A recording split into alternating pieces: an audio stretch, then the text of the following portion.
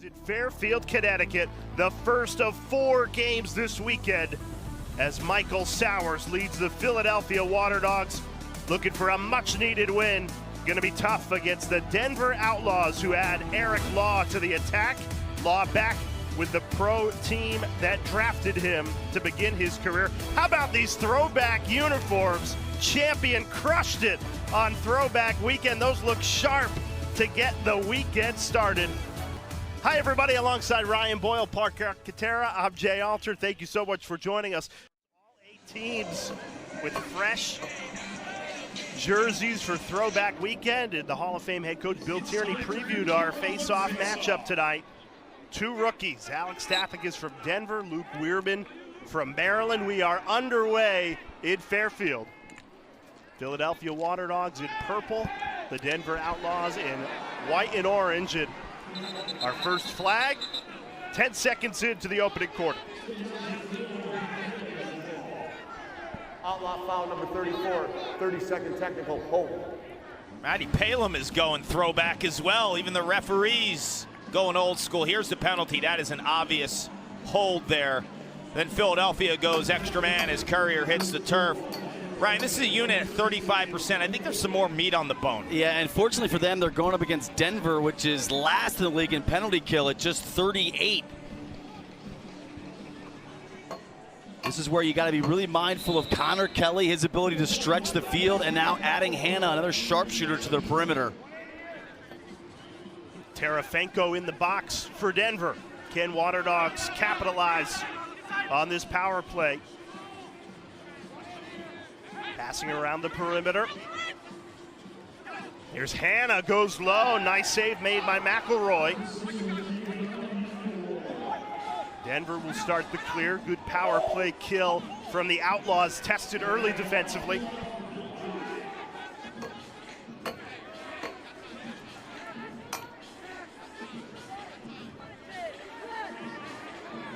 It's a Waterdogs team that comes into the night just 1-4, started the year 0-3. After the All-Star break, you turn the page. This is really where you want to make your playoff push as we start the second half of the season. And I like the early aggressiveness there for O'Neal. Has it here, 42 in white. O'Neal on the run, nowhere to go with it. Shot clock down to 10.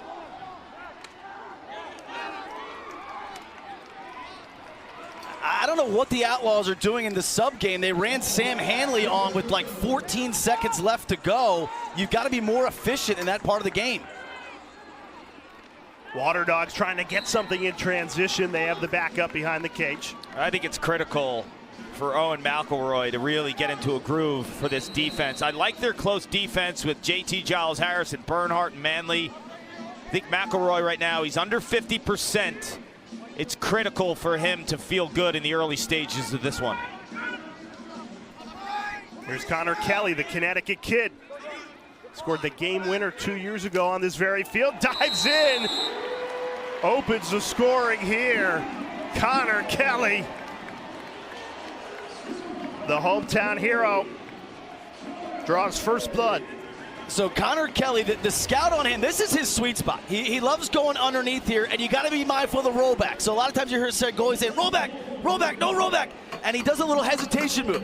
So he fakes that little rollback. See that head fake and body fake? That freezes Smith and allows O'Neal to get back underneath. I think when you are a dominant player and you have 2 or 3 moves that are in your toolbox, you always have to have the counter, right? When you're a big right-handed dominant player, your counter on that rollback is that stutter step to get underneath, and I think that he's playing to the scout there. Perfect complementary moves there.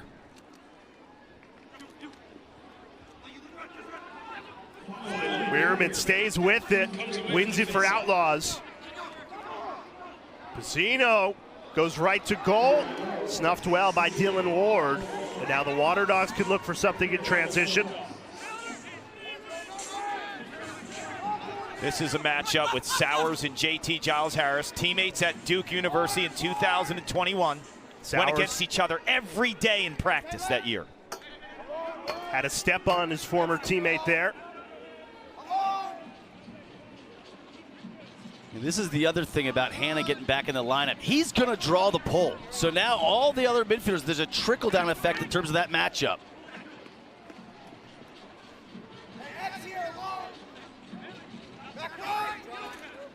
Giles Harris giving a lot of physicality to Sowers there. 5 seconds to shoot. No good angle for Waterdogs. They try and go behind the back with Hannah. And that's a shot clock violation. You know, you saw JT on Michael Sowers there. I think he's one of the best defenders in the league equipped to dealing with Michael Sowers. Jack Rowlett and JT Giles Harris, because they have the combination of feet and strength. Sloppy start for Outlaws. It'll stay their way. Almost turned it over again. I know when you add a piece mid-season like Law, it can take a little time to find that flow, RB, but yeah, but he fits so well into this so seamlessly. He brings that leadership, and he really at this stage of his career is more of an off-ball guy.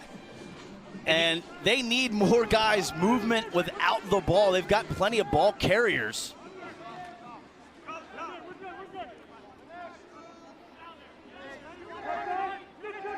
Here's O'Neal trying to spin his way free.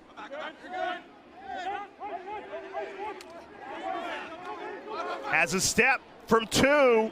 Bounces I wide. like the assertiveness, though. He's obviously hurt over the last couple weeks. He's not getting the touches. He's not shooting the ball. I expect him in this half to be ultra aggressive. How many shots is too many from him? Unlimited? I mean, he could shoot the ball five times a quarter. It wouldn't be nuts. Welcome back, Eric Law. Now that's what Outlaw fans were hoping for. Eric Law, who won 3 championships with Denver, now back with the team that drafted him. That's great recognition of understanding that you are playing with a prime-time off-ball player. So when you are the Denver Outlaws and you're Dalton Young and you're a rookie, you know in the back of your mind this guy's always going to be at the right spot at the right time. And Eric Law, as Ryan mentioned, he doesn't need the ball in his stick. So the 2 things I think he adds to this team right away is off-ball play, and you saw it right there, but also as a mental coach on the field for these young guys like Dalton Young and Brennan O'Neal. Get us organized, right? Get us in the right shape, get us in the right schemes, and who's going, right? Get us organized and then constantly move without the ball. Point in case right there. Johnny on the spot, right on the crease. First slide came, there wasn't a second slide, and he buried it. You know, I think the biggest misconception, Ryan, in the sport of lacrosse is that your quarterback or your facilitator in offense has to be the guy behind the cage. It could be a crease guy. It could be an off-ball guy as long as they're conducting. Great save. Ward read it very well.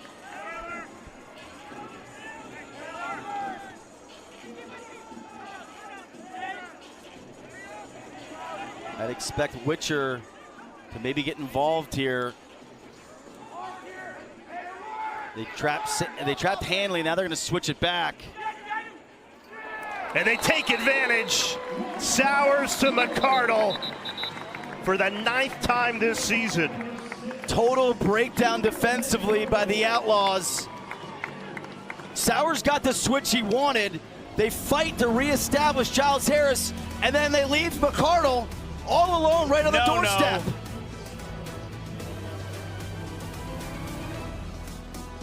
Waterdogs up early. At Denver in the Pioneers and went to Final Fours and championship weekends with him. And then his pro career, that's the franchise you think the most of when you think of the name Eric Law. He's still involved now professionally, giving back to the community Yes. within Denver. And coaching in the area. Not only did he play for Denver, he wore the C. Yes. He wore the C. He was the captain. And they have gotten a big boost from Law. That is Dalton Young, the rookie from Richmond. He assisted Law's opening goal.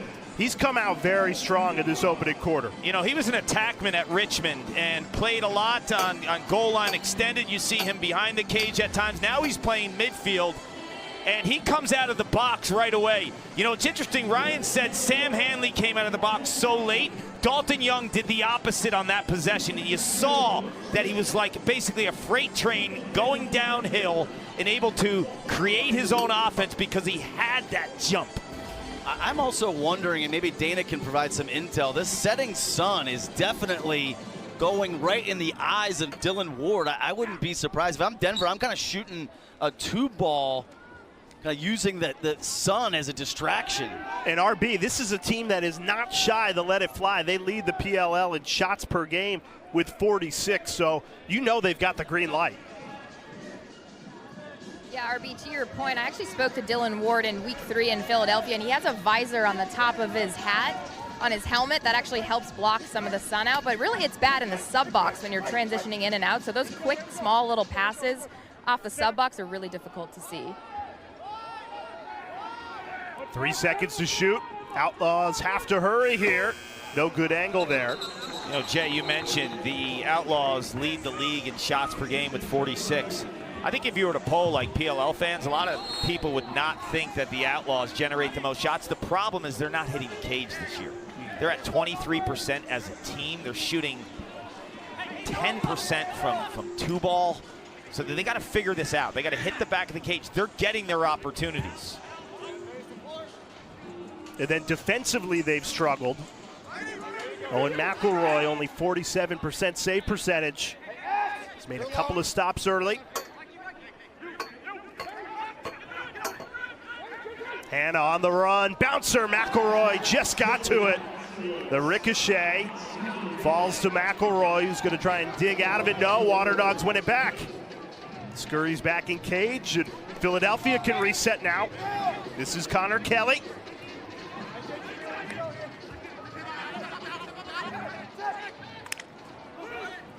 Tried to squeeze it in. Scoots up the ground ball, goes right to goal. What a save! McElroy on the doorstep to deny Kelly. There's an injured Outlaw. I think it's Jesse Bernhardt. Yeah. And that guy's tough as nails. I also saw Giles Harris's helmet come off. Take a look at this in the replay. Kelly goes airborne, and the hit is by That's Giles Harris. Yeah. So that's where his helmet falls off. The Bernhardt to the left. is off ball. You see Bernhardt there at the bottom of your screen. You said it. 33-year-old. The Bernhardts you associate with tough, so if he's struggling with something, it's got to be. We'll see it here. It looked like he collided with Smith. Yeah, they were all looking to support Connor Kelly in that matchup. That's when Giles Harris came over and Bernhardt.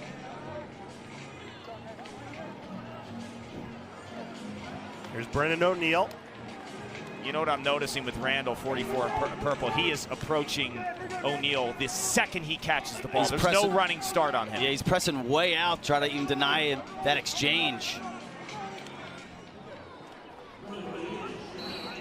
So that's hard to get the ball if you're an offensive player. The flip side to it is you can get a defender who's overcommitting. If you have a quick move off of that exchange, you could be sailing to the cage. Here's Justin Anderson off the feed from Law. And Ward gets to it this time. 3 saves for Dylan Ward in this opening quarter. And Denver's dominated possession, but the scoreline doesn't reflect that. Tied at 2 with 3:15 to play in this first quarter. Sowers tries it from deep. High heat, too much on it. It's a little out of his range, no? He's got more range than you think. I'm impressed, by the way, Giles Harris is managing those picks in transition. They're trying to change the matchup. Ethan Walker running on. He can't capitalize. Another nice save by McElroy. That's his 4th. I'm interested to see Ethan Walker now at midfield. You have Brandow going down at attack.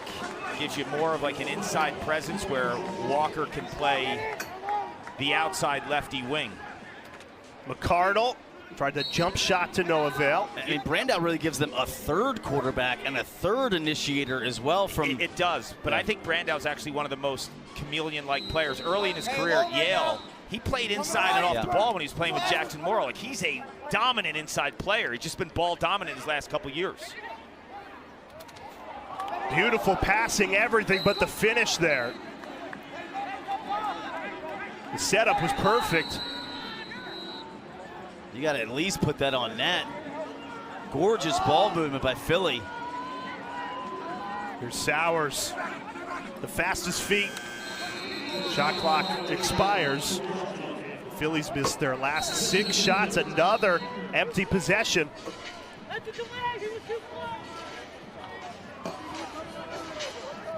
So the defense much improved from Denver coming out in this first quarter. That's been what's hurt them in games. Offense hasn't really been an issue. It's been an issue. Hitting the cage. It's been an issue, just to be clear. They had 4 goals in 1 game. So I'm going to defend their defense, because when you have a bad offense, sometimes you feel like you have to press. You feel like you not only have to play defense, but you also have to be offense. You have to play transition to cause turnovers, to get any sort of opportunities the other end. You can press defensively if you feel your offense doesn't have enough juice. Watching their games, their close defense has done a really nice job covering the ball. They've been exposed a little bit in the middle of the field. Transition goals, their defensive midfield as a whole has let up a lot of off-ball goals as well. Here's a 2. Did it cross the line? No. Ricocheted. They play on. Randall, bouncer, and it goes. Ben Randall goes full field. And what Denver thought was a 2 is a Waterdogs goal. Tim Sudan throws the challenge flag for Denver. Yep, he thinks that was a goal, but the problem was the Outlaws spent too much time worrying about what they thought was a goal and didn't get back in the hole. As of now, we have Waterdogs goal with a Denver offsides. It gets wiped out. The last shot by Denver is being challenged that it was a goal. Do you know what I mean, Ryan? I think they spent so much time concerned looking at the sidelines and yelling at the refs. But I don't think it crossed. We'll see. Well, I like that they erred on the side of it not being a goal, because we've seen pipe shots be called goals this season. Yeah. Your tire ball has to cross that line. Ooh, Kark. I don't know. We need to see more. It looks like it's the There's inside, it bounces out. Yeah. Call on the field is a no goal. Conclusive evidence. Live, I don't think it crossed, but I'm with you, RB. I think on the replay it was coming out at an angle. Matt Palum. If we have the goalie cam look.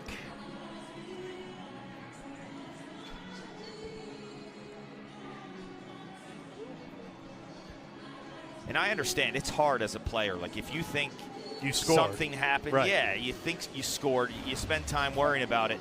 They didn't get in the hole. Problem with that angle is Ward blocks. Here's net cam. This is your best look. Ooh, slow that down. Slow that down. That looks like it came out deep. The whole ball's got to cross, and that ball looks like it's coming deep. Look, you see. Yeah.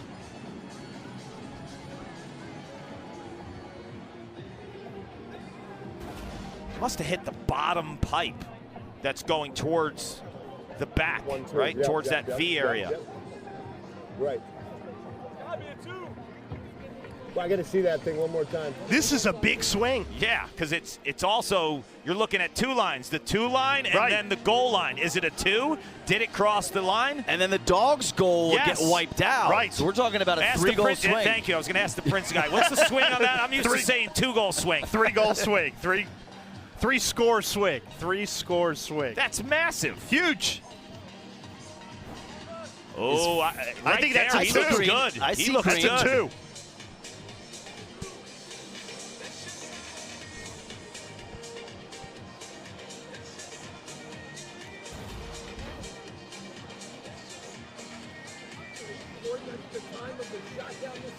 Tarafanko's a beast. And then they're going to have to set the clock back. Set the clock. We're going to have He's got a lot on his plate. Well, the longer this review goes, the better Tim Soudan is feeling about the challenge. I think 53 seconds they'll reset it to. It's gonna be 4-2 with 53 seconds left on the clock, I'm hearing.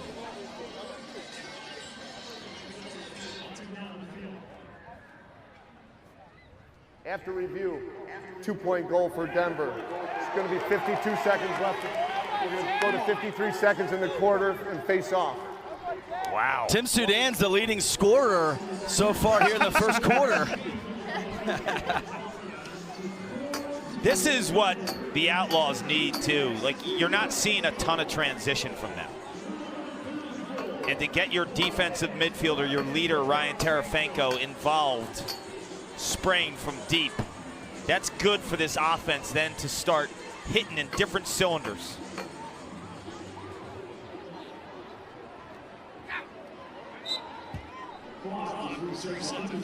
Weirman's won the last 4 face-offs.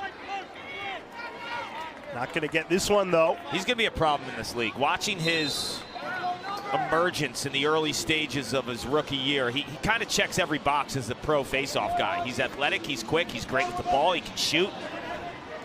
Zach Currier been quiet in this first quarter, trying to unlock Sowers. Behind the back, what a goal! Yes! You can't do it any better than that. The second time these two have hooked up so far in this quarter. This is really the Waterdogs offense all season. Sowers to McCardle. How slick is this? The backdoor cut, the slide comes just a little behind the back. And McCardle, while he's backpedaling, fading away, quick stick. Yup. This is gorgeous. He feels that front side pressure. He hits him with the BTV. Michael Sowers was eating the turf a second before he caught that ball. He sets the pick, he hits the dirt because of the contact, gets his feet, and then throws that sick pass. And this is what you love about Michael Sowers. He's got a tough matchup with JT Giles-Harris. He's still going to get involved and find his production. He's got those 2 assists. JT Giles-Harris held Connor Schellenberger to 1 assist last game out in that first half. Michael Sowers is brilliant in finding ways to make his presence felt. Well, he's also not letting his ego in get involved, Exactly, and he's setting a pick to get other matchups. Like, you don't need to go toe-to-toe with Giles Harris every single possession. Find ways. Yes.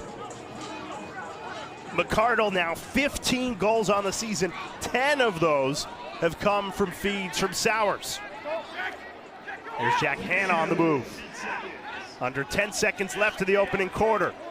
Waterdogs trying to even it at 4. McCardle, 2 goals in this first quarter. Tried to get his third to tie it, to no avail. Now this one has all the makings of a close competitive game to get the weekend started here in Fairfield, Connecticut. Man, it has already been a highlight reel, and we are just 1 quarter in. Tim Soudan's challenge pays off, and Denver's got the early 4-3 lead over Philly after 1. And O'Neal, you wanted him to be more aggressive. 7 touches, 2 shots. Grade that first quarter in terms of aggressiveness. Yeah, I mean, Kark and I have both talked to Sowers, and in Michael Sowers' transition from the college to pro game, you know, one thing he told to us is, like, there wasn't time to, like, get in the flow or, like, wait for the ball or let it come to you. Great save, Ward, to fend off the scoop and potential score from Weirman. You know, Sowers is basically, I feel like I got to insert myself for the game immediately, right? Immediately, like, I need to assert my will right off the bat. He had 12 touches that first quarter. O'Neal is at 7. Which is the same as he had in 4 quarters. Sure. So that's a good thing. Against New York, he had 7 the entire game. But to Ryan's point, too, and in talking to Michael, you win a face-off in this league, it's a 32-second shot clock. You might not touch the ball if you're waiting to get the ball, right? Like, you have to be assertive, you have to be aggressive, and that's not necessarily trying to score goals all the time. It's creating offense, drawing slides. Right, so just think of off the top of your head, like, Waterdogs, who do you want to have the ball, right? Easy answer, McCardle, Sowers, and Hanna. 12, 12, and 10 in terms of touches. And we were talking in the break here, as we see Connor Kelly here. I'll get to it in just a sec. All those touches, good offense, good movement, but only 3 goals in that first quarter. They had one waved off. 12 seconds to shoot. Sowers in attack mode. Fancy footwork. Had a step, decided not to use it. Shot clock down to 1, and it expires. He waited too long. He waited too long there, Cark. And let me put a bow on that thought with Jack Hanna. He's got 12 touches in the first quarter. I was telling Ryan during the break, I don't think there's 3 midfielders in this league that are better than Jack Hanna. He hasn't even scored a goal in this game, but you feel his presence through his touches and how he's aggressive in his matchups. O'Neal into the side netting. I mean, he's calling his own number. He has not been shy.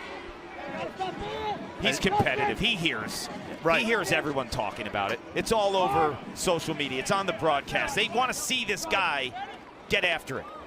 Great save. McElroy's been really strong tonight for Denver. 6 saves already. That's huge for him, too, because you look at the last time out in Boston when they played New York, losing 17-4. That was a beatdown.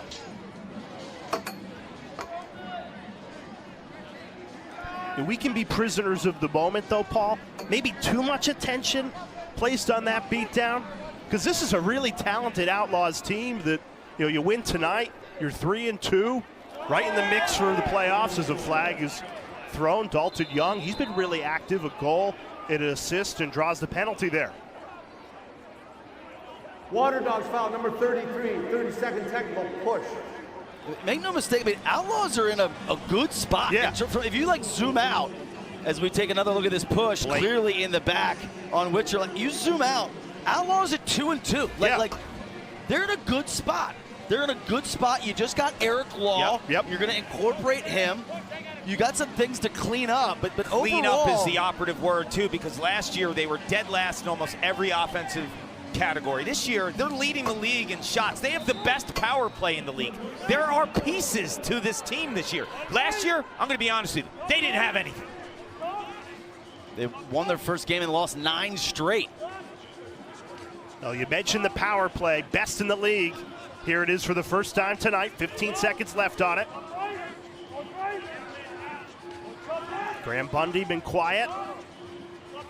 7 and White has it here. A lot of time ticking off the power play. A bouncer from 2 over the cage of Ward. I love the pass by Graham Bundy Jr. too, because that just shows you he's got one of the best releases shooting-wise, but that pass from a different angle will never get knocked down. Power play expires, back to full strength. Still 15 seconds left on the possession. Not a great angle, but it almost found one for Cross Ferreira. Well, he had one more. He had one more right on the doorstep. He elected not to throw it.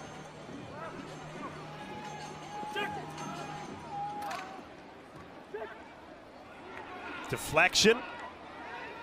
The Waterdogs penalty kill, and then the shot clock expiring. And good discipline there by Philly, just leaving that as a loose ball, as opposed to if you pick it up and then get checked, now there's a potential reset. That's smart, because you know the clock is winding down on the shot clock. That's experience. Your natural instincts are always to get the ball.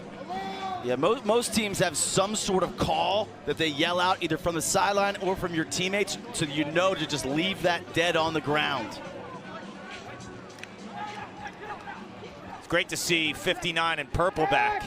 And Mikey Schlosser, 23 months out. Here he is with it now, coming back from a torn ACL, then an oblique injury. Hasn't put on the uniforms. It's August 2022, and he scores! What a moment, Mikey Schlosser. 23 months out injured. In his first game back, finds the back of the net to tie it at 4. And look, you're always going to celebrate your teammates' goals, but this one, you know, meant a little bit more here. Because every time you go to a Waterdogs game, one of the first guys you see out there supporting his team is Schlosser, 59. I mean, they always know that this is a guy that's been there from the beginning stages with this franchise. And what makes Jack Hanna so special and important as a player is big, strong, two-handed guy. Now you insert Schlosser into the mix. it just opens up things even more from a dodging perspective. You could see it. You could see the emotion in that huddle. Those handshakes and hugs just felt a little bit different. They looked a little bit different. In August 2022, the last time he played, looks great. Another player who spent time in Denver, won a championship with them in 2018. Great save, Dylan Ward. Both goalies have shown up in this first half. McElroy and Ward with 6 saves apiece. But I love that action. You get Sam Hanley off of a pick. He's that quarterback from up top. And then you got Eric Law with his shifty off-ball movement, catching the defense off guard. That's a quality look and a good pattern to replicate. So this is a freebie with flags down for Waterdogs. So they're offsides. You're going to have a free double team. It's Dalton Young right in the middle, number 11. Waterdogs might as well try one from 2. Save made, and now they'll go on the power play. Outlaws foul number 11, 30-second technical, offsides. Midway through the second quarter, Philadelphia headed to the power play, trying to get their first lead of the night when we come back. That's what I mentioned. You can be a quarterback without having the ball behind the cage. As long as you're conducting the offense, you're moving the pieces, and you're being vocal. And that's what he does for this team. Connor Kelly buries it. That's a 2-point play, and the Waterdogs cash in on the power play. The local boy with one of the best shots in the universe. Home crowd, grew up in Fairfield, Connecticut, making his presence felt from deep, Ryan.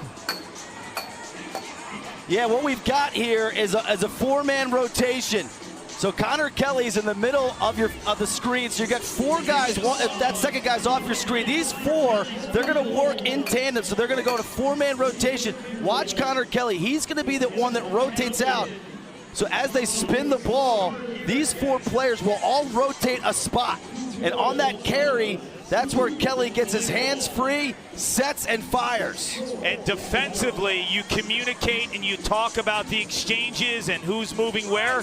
The bottom line is, that is beautiful offense in terms of the way you shoot and find your spot.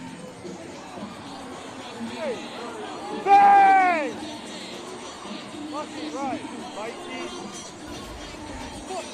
Connor Kelly, 2 years ago, won the game for the Waterdogs on this very field against this very team. They were called Chrome then. But Jay, he loves playing here. Yeah, he does. He took over this weekend 2 years ago. When you're an offensive player and you're working in that 4-man rotation, if you're not in that 4-man rotation, when you're a hired shooter from the outside, defenders have you in front of them, right? When you sneak up from the backside, that's how you find that little space to get your hands free. And it was little space. It's not like they gave him that's all he needs. A ton of room there. Just give him time to plant and rip. That's all he needs. O'Neal through traffic. That's one of the best misses you will see. That is one of the best misses you will see. I mean, if that goes, that could have been SportsCenter top 10 right there. Waterdogs trying to load up for another 2. Rylan Reese couldn't get his hands free. Denver has it back. And that's the one element of the Waterdogs offense that we haven't seen them unlock this year. They've really struggled in transition. That is another Outlaws turnover. Oh no, they give it back to Denver. Thought that definitely touched Denver last. Instead, stays Outlaws possession. Desperately need a goal here. Denver 0 for 6 in this second quarter. Again, super late in their substitution pattern. Now, this has been the story of the season. Good at generating looks. Statistically, they get a lot of opportunities, just can't finish them. And they miss another right on the doorstep. Eric Law couldn't beat Ward that time in close. I like the pass, yeah, though. Another beautiful look by Hanley and a sneak, a backside sneak there by Eric Law. that will fall. Law's getting his timing back. He was with the Atlas earlier in the year. He was injured. First game back. He knows as an inside guy you need to take an extra step when you're coming from behind the cage, especially on a wide goalie like Dylan Ward. Hey, alert! Alert! Better slide here. As Sowers 2 assists today, looking for a third. Brandau is right there, wins the ball back. Shot clock does not reset, 10 seconds left on it. And a timeout taken by Bill Tierney. When you bring Jack Hanna back, he attracts the pole, and you'll give more step-down opportunities for a guy like Connor Kelly. So I think Jack Hanna being back in the lineup is massive. Coming out of the timeout, here's Sowers, 5 seconds left to shoot. Feeds it back, great save, McElroy. That's a shot by Brandau. You either have to go behind the back or catch it left-handed. Because right there, you have no angle shooting right-handed from that spot. 9 saves in this first half for McElroy. He's keeping Denver in it. Denver's 0 for 7 this quarter, also shooting the rock. They are desperate for something. Ever since that 2-pointer went at the end of the first, this offense has fallen asleep.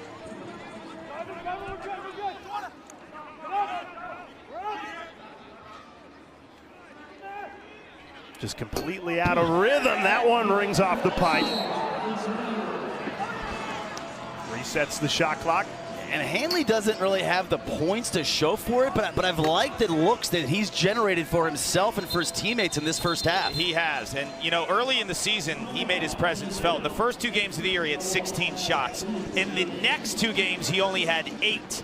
So he has to become that presence up top. I think tonight we're seeing him more as a feeder, but at the end of the day, Hanley, Bundy, and O'Neal, when this offense has really been at its best, and they're hard to deal with, all 3 of those guys are coming to the party in massive ways. In the last game against Atlas, 0 goals combined. Tonight, they don't have a goal either. So this is where they finished the Atlas game. True. Yeah, with 4. I want Graham and fucking O'Neal to switch up top, all right? Meanwhile, you can go backside, instead you can go ball side, wherever you want, all right? Just clear those sides, but make sure when he presses goal line, you guys are staying on those posts, all right? So if your guy does go adjacent, you follow right in for that, all right? Don't square him up for a few seconds so it gives me time to come down and back up. Got it, got time, right? O'Neal, hey, we got a full 32, so we're fine in that aspect, right? Hey, execute, let's deal with it. Do you want to go right away? Yeah, just give them time to set up. Get their spot. Okay. I'm probably going to split roll back to my right. I mean, this is what everyone knows when you think about Town and Brent O'Neal. To get this shot off under pressure. I mean, he does this stick fake in between. Let's show that again. The end of the shot, though, was a twister with 3 guys on him. That's ridiculous. That's why everyone is always waiting for this guy to pop, because he does things, a toe drag into a triple team into a twister. Wow. I mean, how many people in the world can do that? I mean, it takes a Herculean save there by Ward. So I'm saying that's one of the best misses you will see. Yeah, that's why he was the #1 overall pick. Yeah, he is on his way to being a star in this league, if not already one of them. 16 touches tonight, but hasn't found the back of the net. He was inches away, we just showed you. Coming out of the timeout, Dalton Young, he's been very aggressive. Ward deflects it into his own net. He made the save, but couldn't get the ball in his stick. This is 2 on the doorstep saves by Ward. 2 spectacular saves, but then an own goal. I thought there was an interference at the end of this, but no, I think it's his own guy. Yeah. Dalton Young, we talk about being aggressive and making your presence felt. He's done it tonight. He's got the 2 goals. Might have been Young. At first, I thought it was interference. This would be a good angle. Just follow the head of his stick. Follow the head of his stick. No, they never made contact. He did not. He did not. Nobody made contact.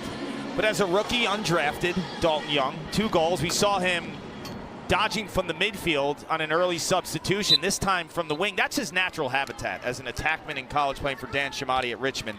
That's typically where he made all of his plays. Here's Courier. Through contact. Absorbs a hit, goes down, keeps the ball. They say it was a clean hit. I thought there might have been a slash in there. 5-on-5, a lot of green. 10 seconds to shoot. High heat from Kelly. He wanted that one, you could tell by his reaction. Felt like he had to move. That's patented Connor He Kelly. got the Start with the roll. left and roll back. Yep. Sowers with 3 seconds. He's been called for 2 shot clock violations tonight. Make it 3.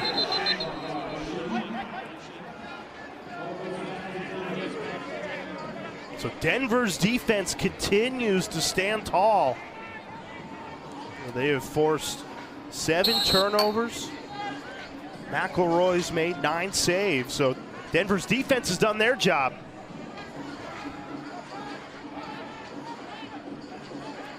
An opportunity to tie or take the lead ahead of halftime here. A little more than a minute left in this first half. They're offsides. Denver's offsides. Those are the turnovers that continue to kill the Outlaws. Let's see if the Waterdogs can capitalize here. You mentioned in the first quarter, RB, about the sun. I think it's a little funky down there, just by the goalie's reaction there. McElroy. It looks like you could see where the shadows are falling. So if you're able to shoot on kind of this near side. Kelly, space free, and stings the corner! Connor Kelly! The hometown hero giving you gas like no one else, RB. Yeah, he wanted the first one. He knew he had a golden opportunity. Here, the same left to right. Then the rollbacks are right to left, and then the rollback. Plant, let it fly, and if it's on cage, you know it's going, Gark. This is the sun that we talked about. We thought that might play some tricks with the goalie, that is specific spot. Connor, it's Kark and RB up in the booth. We're seeing you hit that corner. Describe that move for us. It's feeling good. Team's clicking a little bit.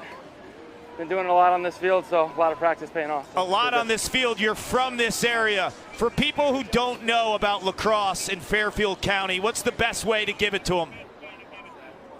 Some of the best players in the world are out of here, growing up right now, so they're having some fun. I'm fortunate to coach some of them, so got a great area for lacrosse players that love the game. Well, you're one of the best shooters we've ever seen, so keep it up. Thanks, Carl.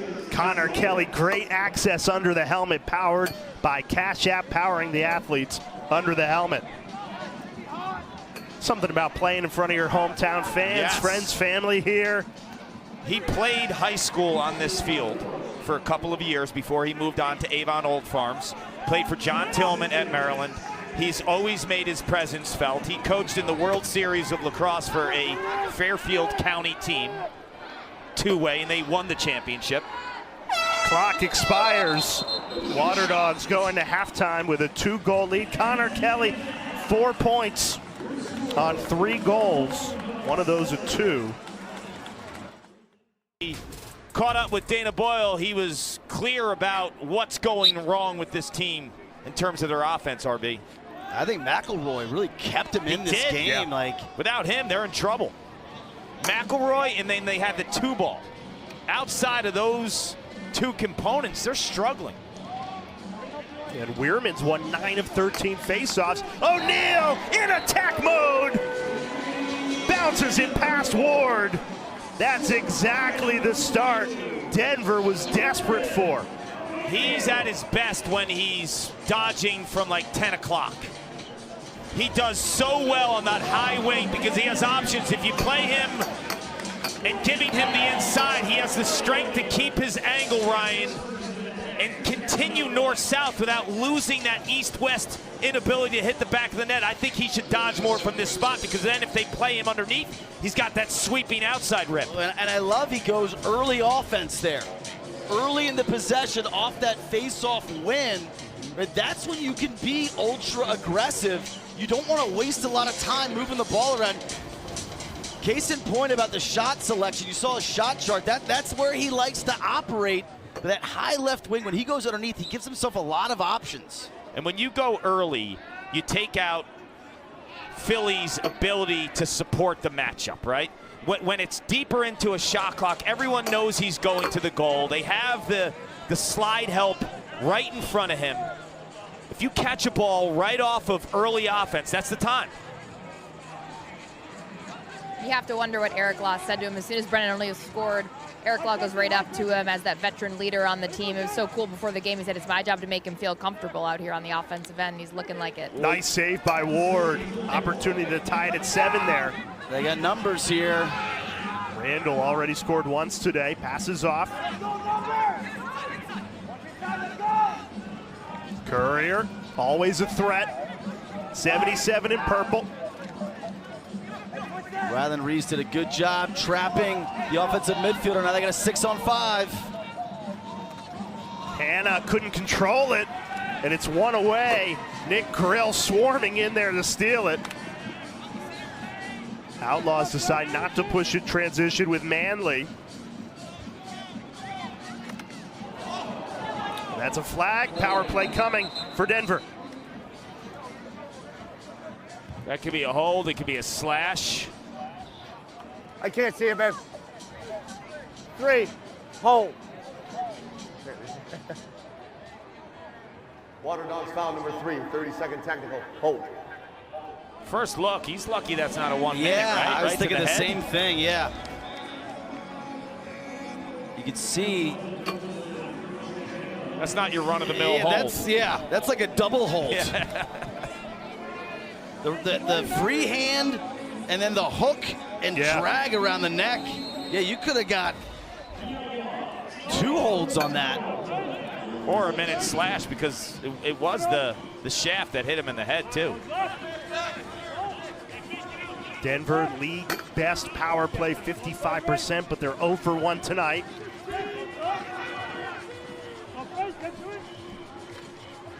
That whizzes wide. Well-designed play to get the look they wanted from Bundy in his sweet spot. Hanley has the backup, quickly gives it up.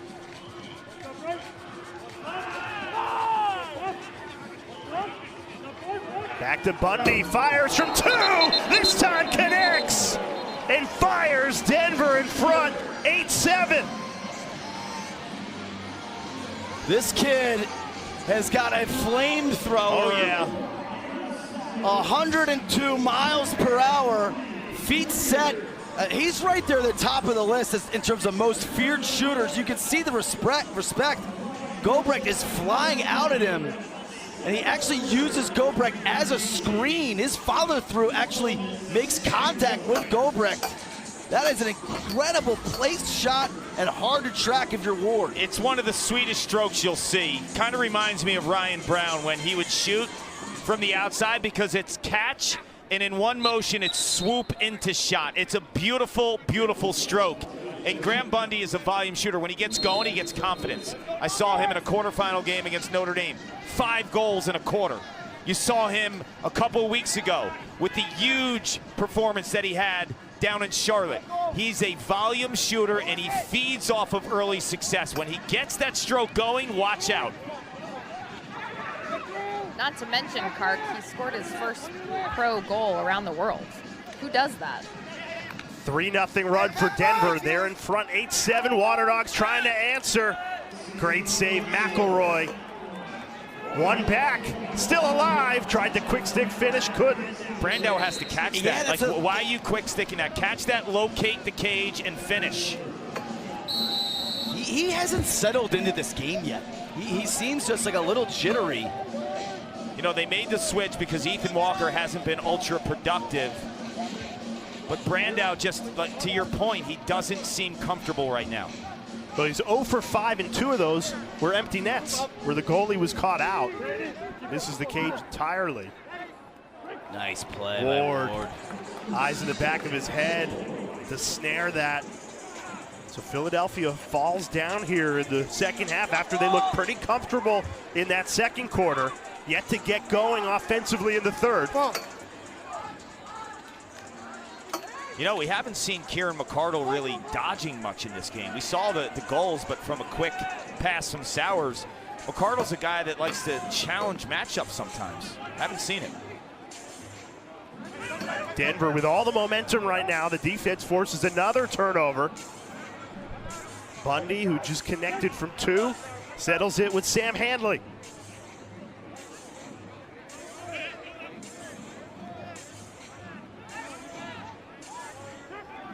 Right back to Bundy. Yeah, you can't lets give it him rip. that much room. Yep. You cannot give him that much room. You have to engage with Graham Bundy Jr. The second he is in the rotation to be the next player to catch the ball, you have to be on him.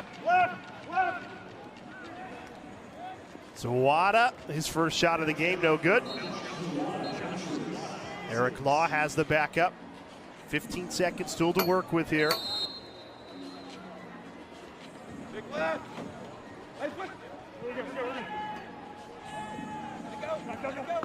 O'Neal, did he squeeze it in? He did. He had no angle.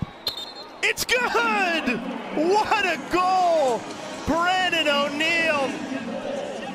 This is another possession where you could see Eric Law be like, hey, I'm not going here. I'm trying to get the ball to you so you can get engaged and go to the rack. So I could dodge, I could press. No, you take it. And with virtually no angle and a sliver of space. I mean, this replay, where did he squeak this in? It's off his heel, Ankle. off his ankle. Eric, it's Kark in the booth. What's it like watching Brendan O'Neal get going? Man, we just got to get the big guy going, get him some confidence, get him some touches. These defenses are doing a great job making it hard for him to get the ball, so we need to do a good job as an offense getting him in spots that he likes to be. So we're going to keep trying to do whatever we can to get him feeling this flow and let this ride this momentum. As a leader, what do you specifically tell him? Keep going, man. He's here for a reason. He was the #1 pick for a reason. Just give him as much confidence as I possibly can. Thank you, Eric. You saw it in earlier possession. It went back to Law, and he's like, no, we're going to O'Neal. And you saw it again on that. Like, I could drive, I could take my guy, but no, you take it. Under the helmet, powered by Cash App. Great insight as Eric Law rejoins the Denver Outlaws, where he started his pro career, won 3 championships. And now they've went from trailing by 2 to leading by 2 here in the third quarter. Waterdogs looking for something. That way misfires from Jack Hanna.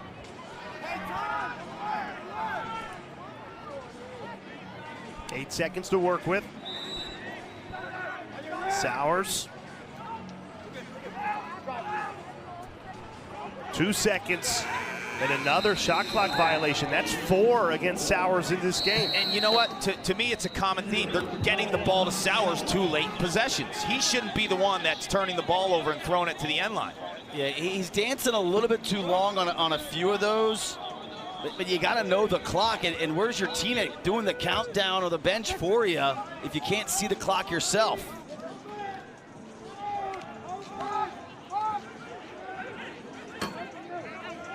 Brendan O'Neal has come alive in this third quarter. 2 goals on 8 touches.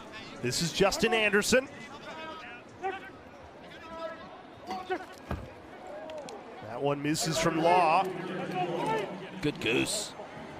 Great job to keep it alive. Out to 2, Bundy again! Ouch! 96 miles per hour. They say his foot was on the line, so it'll count as a 1. And this is all set up by the goose. The goose, you talk about old school, That's right? Throwback weekend, we're goosing. We're goosing the ball. So it's a pass on the ground. There's a loose ball here. You don't pick it up. You say, goose, goose, goose, goose. I'm going to pass it on the ground. I told you, don't let him get comfortable. When he starts shooting, he's a volume guy. Run for the hills.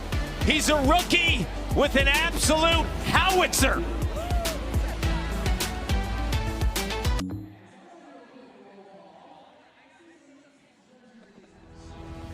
The PLL is proud to announce the first ever Stars and Stripes Classic.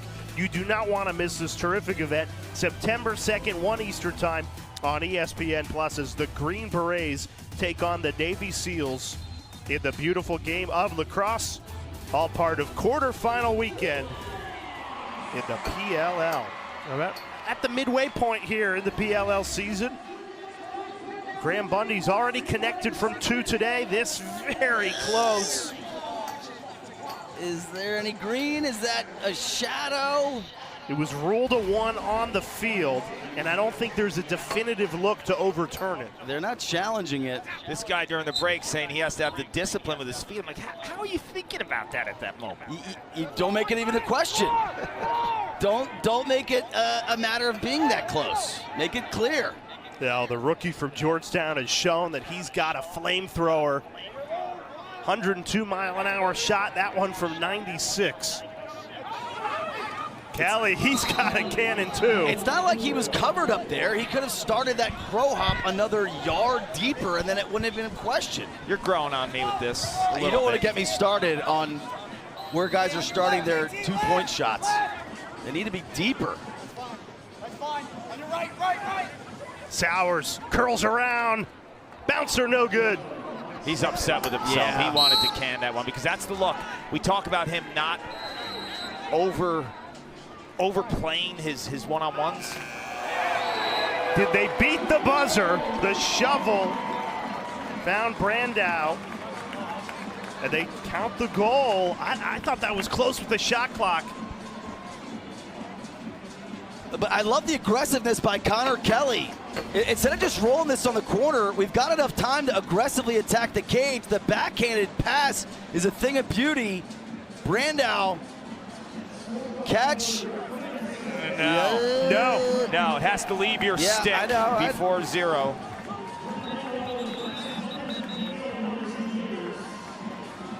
Go frame forward. Is it out? I mean, super close. Yeah, but like, can you overturn it based off that? Do you know it's out yet? They're challenging it. Let's go back here. We need a different angle because it's you can't tell definitively if the ball's out of his stick at that point. You're right. Like, can't be touching any part of the stick. Did challenge in the first half, and it was overturned. But this could be a good angle. What a pass! Terrific pass. We need to see the clock with that. Yeah, if you can marry the two. I think we only have the one look. And it was ruled on the field a good goal. Right. So you need a definitive look. That's my issue. Okay, look at this far side. Far side. Yes, can we circle that? Yeah, I could circle it. Yeah, right in front of the. You're the telestrator. Dan I've got to get it. would know I've got how to do get that. it in my. I can't get this in my telestrator. Okay, roll it. Stop when he's just about right. I'll tell you. It's out. That's out. That's right? out. It's out. And the It's one out. is Still still one. It's yeah, out. that's out. That's the look. Well done in the truck. Wow, by like 0.01 Todd second. Jones, Brett Lancaster, well done recognizing that other look because we only had the one look with the actual program. You got to go back clock. like one frame from That's there. a goal. You got to go back one frame because that's at 0. That's there. at 1. Yeah, that's out of his stick. Yeah. That's a goal. By the thinnest of margins, but that is a good goal for Brandow. That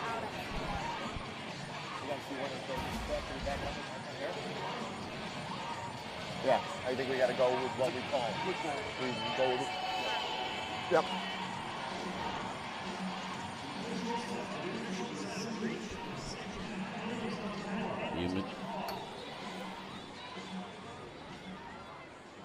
After review, call on the field stands. Good goal.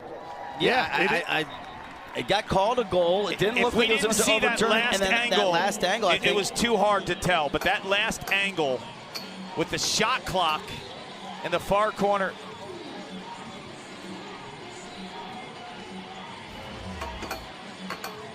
Here's what we're talking about. You know, that's right there at 1. I mean, if you go forward one frame, there it is. We're here, and then boom, we're still at 1 right there.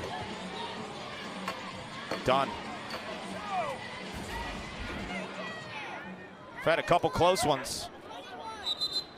And that's Philly's first goal of this third quarter. They led at halftime 7-5. Denver has dominated the third. Maybe that Brandow goal can breathe some confidence back in to this Waterdogs team. Yeah, Kark, you said we haven't really seen McCardle. We haven't seen a two-man between McCardle and Courier all game. Courier in trouble. Finds Schlosser. Back in for the Waterdogs after 23 months out injured. Sowers with 10 seconds. Great feed. McElroy kept alive. One-handed dive. Old school weekend. We have a gate, an air gate. A spectacular scoop and score. Zach Courier, take a bow, and you're going to want a lot of looks at this one, Ryan Boyle. Sowers finds McCarter at the doorstep. Beautiful save by McElroy. And we had an air gate competition at the All-Star game last weekend. This would have been a contender to win it all. Just happens in the game, in the flow, leaping, and wisely goes up top, Kark. He dunks it up top. Different animal when you do it in live action, and Zach Courier is the type of athlete, and he is a left-handed player. He's from Canada, so he's right-handed bottom dominant, right? So he's using actually his strong hand, his right hand, to get that ball across the goal line. In 1988, Gary Gate made that famous. I would say 1988's old school, right? Sure. We're in 2024. Yes. He did it twice in a game. It was the first time the sport of lacrosse had ever seen it. He did it twice in the national semifinals against John Canaris, who was in goal for UPenn. It took the lacrosse world by storm, in total shock. And honestly, over the years, there's probably only happened in pro lacrosse less than 10 times. Yeah. Chad Woodson done one. Mikey Powell's done one.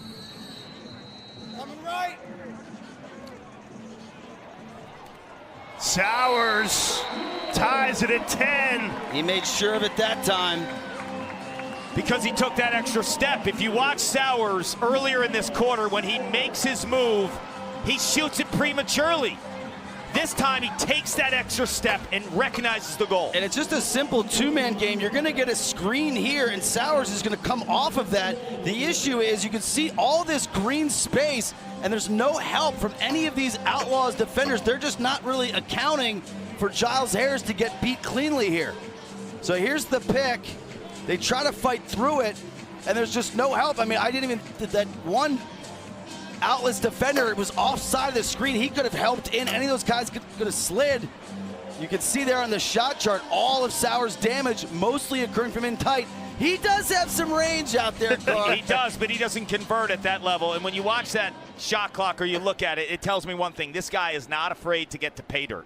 I mean, he shoots in contact zones right in front of the cage where there's double teams, there's always hits. He is tough as nails. 3 goals in 72 seconds to tie this game at 10. Yeah, this is trending to a fun finish of the fourth quarter. Waterdogs win the face-off. Denver still battling, though. Really long face-off battle. The shot clock already down to 20.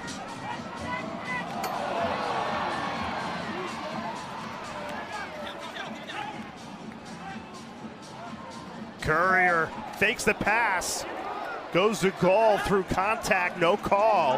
No hold on that. Short clock here. Down to 2.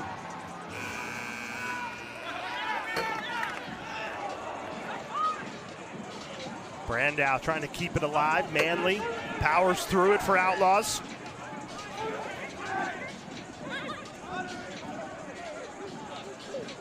Here's Eric Law.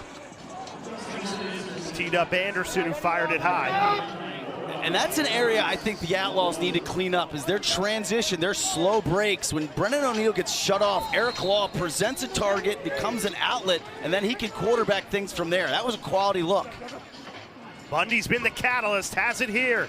On the run, missed it. And to your point, too, I think if in transition, if Brennan O'Neill's getting shut off, have Brennan O'Neill set a pick. Yes. or he's got to backdoor his man. One or the other, but if he sets the pick, they're either going to have to leave him, or the pick man is going to have, or the guy who's opposite him on his team that's getting the pick applied is going to have an easy path to the cage.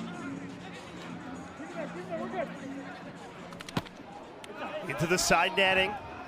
10 seconds left to shoot. Zawada the backup for Outlaws. Philly scored 3 in a row. Denver trying to answer. Shot clock down to 5. Zawada shuffles it.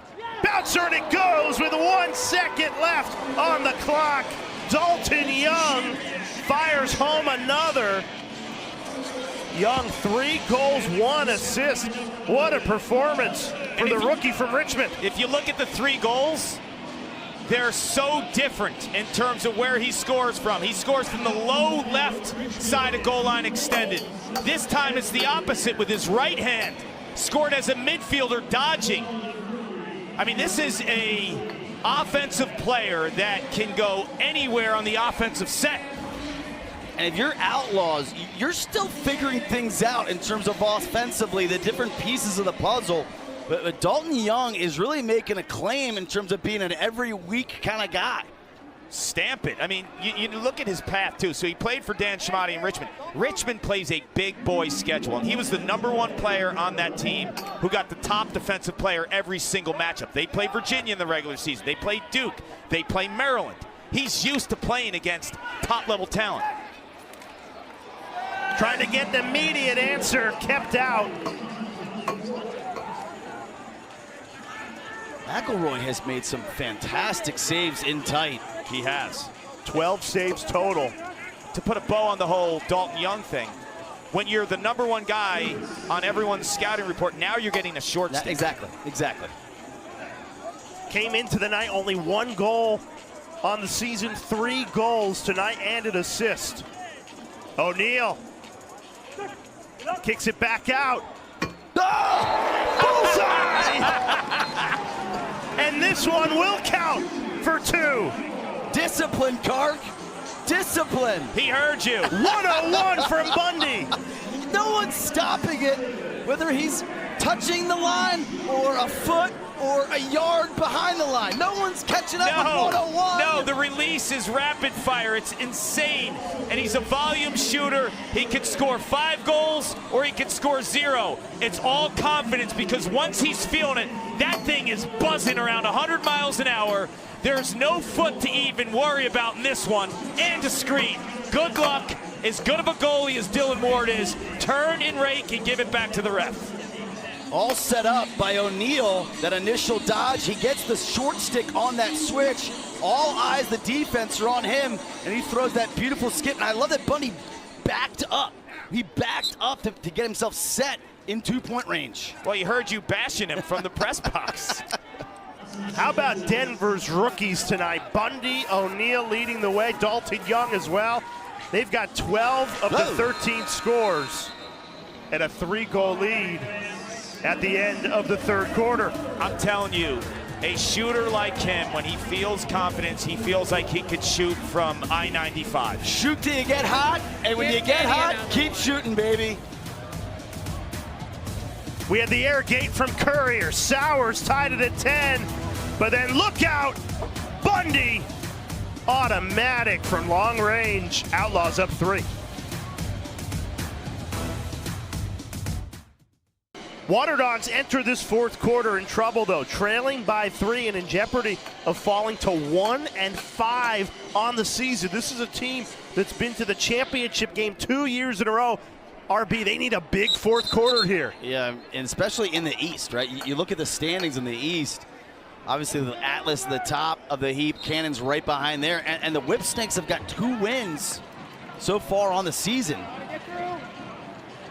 McCardle, quiet in the 3rd quarter, has space. He'll usually make you pay. Fires that high.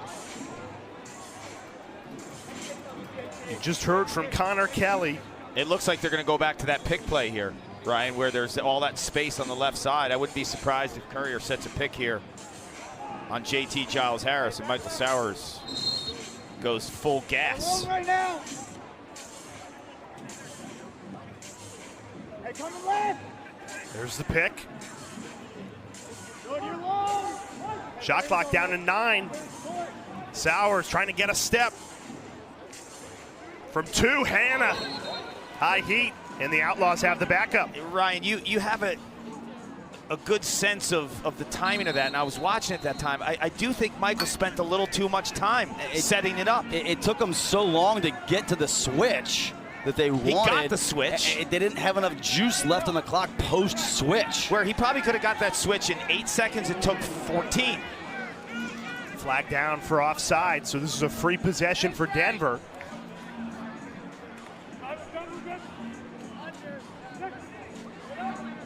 But where's the extra Waterdogs defender?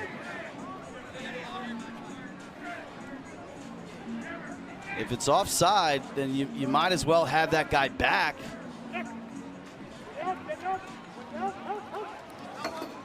Bouncer, and it goes! I'm counting 6. That's right, a horrible mistake. If you're offside, then go back. Yeah, and have 7 guys and have a free safety in there. We had offsides on the play, waved off. Good goal, all even face. You've already got the You're in jail. Yes. You put your hand in the cookie jar, you got caught, and just eat it. Eat it, exactly. Because to your point here, you should have a 7th guy, and that 7th guy could be a free safety roaming and just helping that matchup. Lost on our critique is another goal by Brendan O'Neill, and it's just a nice strong sweep across the top. He gains leverage on Randall. Not an easy thing to accomplish. No, but he's got the strength to get that shot on net. When he gets to that high wing area, that's where he has his options. We saw him go underneath from that spot. This time he went over the top. He's at his best when he's dodging, depending on what side of the field, at 10 o'clock or 2 o'clock. Callie goes left. Well, the old chicken wing save there by McElroy. 13 saves on the night for McElroy. He's been terrific. He has. He's been a bright spot. And this is a goalie who saw a lot of rubber up in Boston against New York. Sowers bounces it home. Michael Sowers. Exactly what the Waterdogs were desperately craving. Anytime he doesn't have Giles Harris on him, he's going. He doesn't need a change of matchup. He's going. So when you see him pick up this ball on the end line and he's matched up against Grill, he's like, I'm going to the rack. Yeah, Grill gets through the pick, but too much space and time to accelerate for Michael Sowers, because what that does is all of that space and the lack of contact from Grill lets Michael Sowers roam above goal line extended. So it's good if you're a defender getting through the pick, but you don't want to oftentimes give yourself that much room, because then you lose your spatial awareness, which Grill did. And he tries to get a hold on there, but being off balance, Sowers just able to run right through that. Don't go anywhere here. We've seen Connor Kelly on this home turf do some interesting things. Very similar to the game here 2 years ago. The Outlaws were chrome at the time. Kelly willed the Waterdogs, who were down in the 4th quarter, then won it in overtime. Denver continues. They were down to 14 players. That was one of the most insane finishes. I mean, they had so many guys injured in the game. Guys running around the field with backs like Ryan Boyle. It's hurt from carrying us all season. That's the... Oh no, this guy can't barely walk this week. He's like on the broadcaster's IR. Slosser.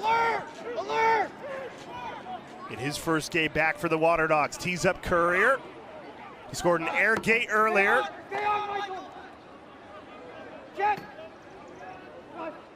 Slosser, fake the 2. 15 seconds to shoot. They go up top. Courier, and that'll count for 2. Just like that, the Waterdogs within 1. This is what you need to look at first glance while Ryan gets ready to draw. His foot lands above the line, but it's elevated, and he shoots first look well behind the line. And this is all set up by Schlosser, just being a great dodger. He's going to draw the double team. Freeze it right here. You got 2 guys right here. This double team, he's accounted for 2 guys here. Here is Courier off ball. So Schlosser is going to move this over to Sowers, who's off screen, and that's eventually going to be the look through that Sowers identifies. Beautiful double team drawn by Schlosser. Let's get the ball to our quarterback. Float off space. Courier buries it. He buries it, and you saw the follow through too, because his left foot goes well over the line, but it shows you how much torque he had in that shot, because he sets his feet and then he carries that foot over the line because of so much torque and hip rotation. 3 points in 70 seconds for Philly. Told you don't go anywhere. What was a 4-point Denver lead is down to 1. That's and a good timeout taken by Bill Tierney in Philadelphia. Well, this has been close and competitive throughout, so not a surprise as we tick closer to the end. You like it's a the one-goal timeout? game. You like it? It's early. It is early, but I think your team has momentum and you want to just feed that momentum. I totally get that. This is massive, man. Like, if you drop to 1-5, Hey, it might be over. Ben. he still has one. You can't take him to the parking lot with you. I just feel like when you have this momentum, don't lose it. The last time he scored, Ben got caught on a sweep, and not one of you guys even thought about sliding. Not one of you. We had a guy out on 7, which we want exactly what we want to do. He's not going to pass it inside, and if he does it, they're going to have somebody behind the goal. Build from the bottom, go early if he gets that sweep. We talked about this. Come on, we got this thing. Let's go. He's spot on. He's talking about Brendan O'Neal's last goal. If you put on the tape of Brendan O'Neal, he had a lot of assists at Duke, but they're not off of dodges from the high wing feeding the crease. So that's a man who's watched his tape. And knows personnel in terms of, hey, we're going to slide, but we're not going to slide for number 7. Yep. We're not sliding from Bundy. So, yeah, if you're covering him, you stay out there. You don't have responsibility. Everybody else inside, it's your job. Brendan O'Neal has always been a good passer in transition on extra man and the power play, but not off of that sweep. This is what I was referencing earlier. To be 1-4, it's a whole different paradigm situation in the East versus the West. And you've got two powerhouses right now at the top in terms of Atlas and Cannons. And if you win this game in your Philly, Atlas, Cannons, no one wants to deal with this team. This team's loaded personnel-wise. They dropped their first 3 games of the season by 1 goal each. Boy, they'd love to win a 1-goal game and get to 2-4 instead of fall to 1-5. Shot clock down to 9. McCardle tried to put it on Cage. McElroy read it. After that shot, I don't like the timeout. Well, that was my criticism. It came in a 32, after a 32 with 27 left. It did, but I also like Tierney's vision to think about how they need to defend the rest of the game, too. I get it from your perspective. It's a 1-goal game with 8 minutes left to go. You fought back to put yourself in that position. I don't think you're going anywhere. But Denver only has 1 timeout, too, because they lost one on the challenge. Shot clock down to 15. The Outlaws have scored on their last 3 shots. Anderson can't convert there, and Law gets beat on the run out. Philly ball. Great run out by Witcher, because he didn't have the inside track in the beginning. I don't think Law knew how close he was. Witcher's so good. He's just so good and so athletic. Showing it off there, just putting on the turbo boost.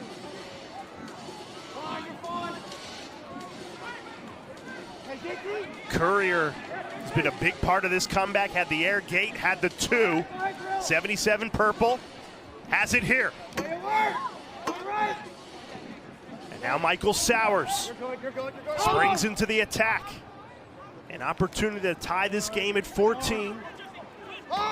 Schlosser, what a moment this would be in his Waterdogs return. Everything but the finish from McCardle. A crease violation gives the ball back to Denver. And McCardle came up limping afterwards.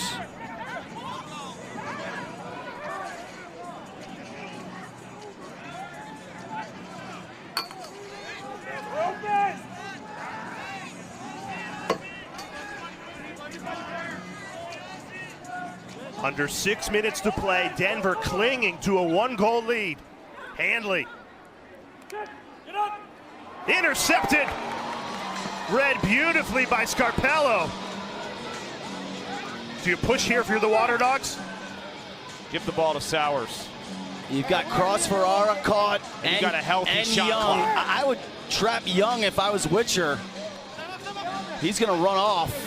You've been fighting all these shot clock scenarios, not in this possession now. Hannah, ill-advised shot. I think Sowers wanted him to shoot that right away. Scarpella and Ferrara both run off. I would have left Witcher on there the whole possession and try to match him up with Young.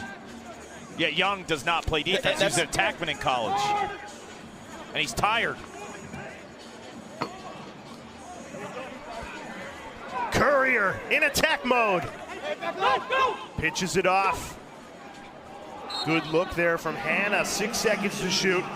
Tip that low. The trajectory of that shot is too much of a riser. Finish more from the ear. Great defense. And Denver delivering on the defensive end, holding on to this 1-goal lead.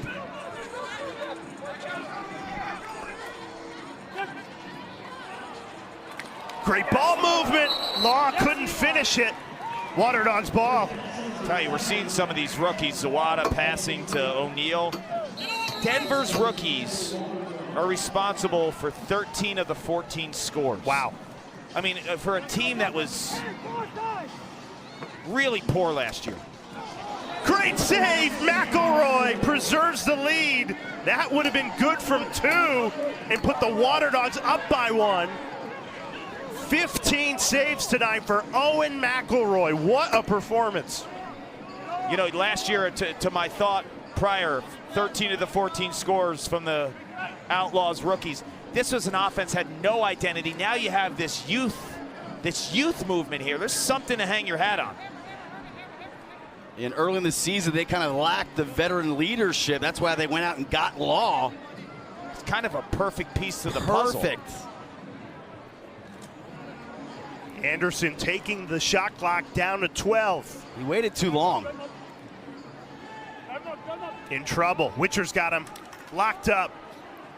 Anderson trying to bully his way in. It's Witcher again. Yeah, you're not going to win that matchup, and you wait too long. I get running off some of the clock, but you can't leave yourself just 13 seconds. Under 3 minutes left. McCardle thought about the shot, couldn't get the hands free. This is Ethan Walker. See, this is when I would use that timeout, Cark. Still got one. No, I'm not using my last one. There's only 2 minutes and 40 seconds left. Kelly, the Connecticut kid, passes off McCardle in tight. McElroy again snuffs it out on the doorstep. Denver clinging to a 1-goal lead.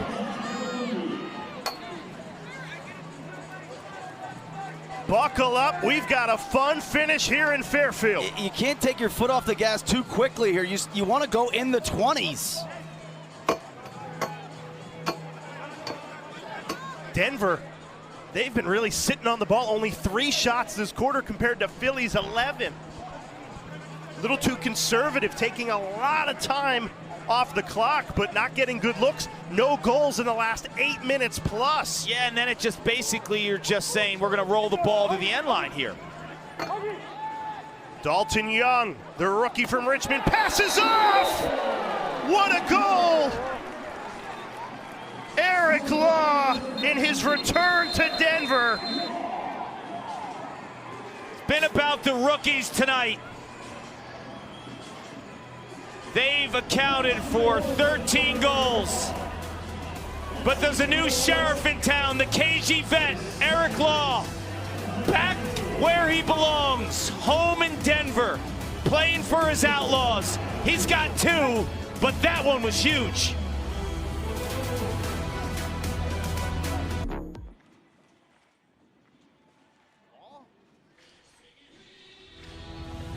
Well, a terrific weekend of lacrosse. Throwback weekend for the PLL continues. Carolina Chaos and the Maryland Whipsnakes coming up on ESPN+. We've got a fun finish here, Paul Carcaterra. Graham Bundy leading the way for Denver. They've got a 2-goal lead. It's a frightening scene for any opposing goalie. He's got 2 2s on the night and a 1 that was right on the line. When this young man shoots with time and room, it looks like King Kong Bundy. So Denver, a 2-goal lead, a minute 47 left. This is the danger zone for the Waterdogs, because if they lose this game, they are 1-5. Big face-off here. Alex Stathik is trying to dig it out for the Dogs. He had the clamp, but Weirman battled back. Battle for the ball won by the rookie from Maryland, Weirman. Each team with 1 timeout. I would have used my timeout there if I was Denver. Weirman's been massive in fourth quarters against the Archers in that comeback down in Charlotte. He won 12 of the last 14 faceoffs. I mean, this guy is built for big moments, icing games. Shot clock at 8. Get defensive personnel. Here's Bundy. He's got range, pumped it that time. Get defensive personnel on the field. Shot clock violation, 1 minute to go. Philly down 2. Do you need a 2 here? No, you need a quick one. You got to go with urgency. They're going to press on Connor Kelly from 2 range for sure. Now I think you got to start thinking 2. You've got Courier, 77 in purple. He's hit from 2 earlier tonight. Sowers taking a lot of time here to decide what to do. Trying to shake free. 20 seconds left in the game. Kelly for the tie, didn't get a clean look. JT came out on him and knew that is the man they want. Stretching from 2, 40 in purple. 9 seconds here for Philly. Trying to avoid falling to 1 and 5. That whizzes wide. Denver ball, and the Outlaws 10 seconds away from holding on here in Fairfield. They don't need to clear it here. You had to go for the quick one, but then once the clock started winding down, that's when you had to press for 2. Good identification there by Giles Harris. And you had that timeout too. You could have early set up a play for 2 early in the possession. And whips, you don't want to miss it. Ryan Boyle, Paul Carcaterra, Dana Boyle, our entire crew. I'm Jay Alter. The PLL on ESPN continues 30 minutes from now.